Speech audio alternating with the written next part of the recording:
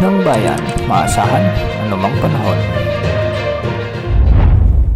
Magandang oras po sa ating lahat. Narito na ang pinakahuling update sa magiging lagay ng ating panahon ngayon at sa susunod na 24 oras. Sa kasalukuyan nga ay patuloy nating minomonitor ang low pressure area na huling namatan ng Pag-asa sa layong 445 kilometers kanluran ng Dagupan City, Pangasinan. Ayon sa Pag-asa, mataas ang tsansa nitong lumakas bilang bagyo sa susunod na 24 oras. Sa kasalukuyan ay malapit na ito sa boundary ng ating Philippine Area of Responsibility at kung sakaling maging bagyo ito sa loob ng ating PAR ay tatawagin itong ng Pag-asa bilang Bagyong Bising o ang pangalawang bagyong mabuo-buo ngayong taong 2025. Kung sakaling magbuo ito sa labas ng ating Area of Responsibility ay hindi ito bibigyan ng Pag-asa ng pangalan. Kung makikita nga natin sa ating satellite animations ay medyo may mga sirkulasyon ng nabubuo mula sa kaulapan ng LPA na ito, ngunit kung titignan rin natin ay hindi naman ito masyadong makakaapekto pa sa anumang bahagi ng ating bansa dahil medyo malayo na rin ito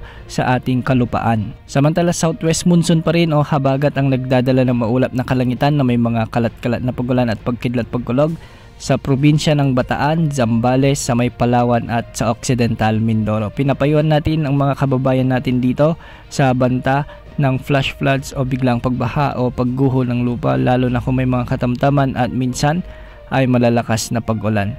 Para naman sa nalalabing bahagi ng ating bansa ay localized thunderstorms naman ang inaasang magdadala ng mga pag-ulan, lalo na ngayong hapon hanggang gabi. Posible rin ang banta ng mga biglang pagbaha o pagguho ng lupa, lalo na kung may mga umiiral na severe thunderstorms. Makikita nga natin sa ating satellite animations na may mga lugar sa Ilocos region ang nakakaranas ng mga malalakas o severe thunderstorms, particular sa Ilocos Norte, sa ilang bahagi ng Ilocos Sur at La Union.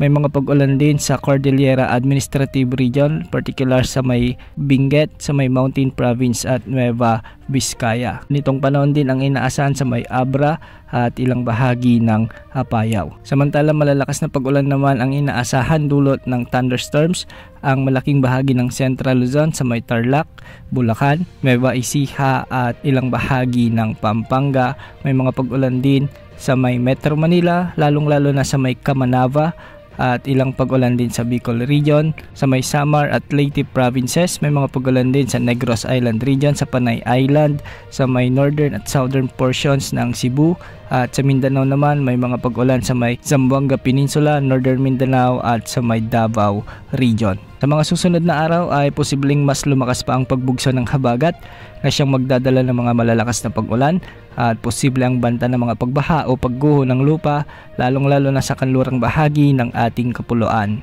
Yan muna ang update sa lagay ng panahon. Ito po ang weather update ng bayan, maasahan anumang panahon.